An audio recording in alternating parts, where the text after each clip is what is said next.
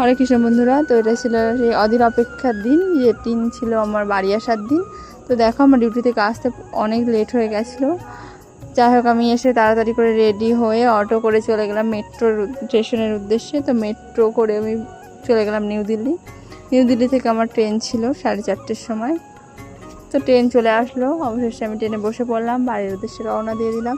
আর তোমরা যারা বাইরে থাকো তারাই জানবে যে বাইরে থেকে বাড়ি আসার আনন্দ কতটা।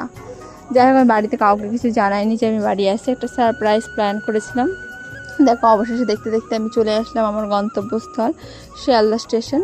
তো শিয়ালদা থেকে ছিল আমার লোকাল ট্রেন, তারপর আমি লোকাল ট্রেনে করে কৃষ্ণনগরের উদ্দেশ্যে রওনা দিয়ে দিলাম।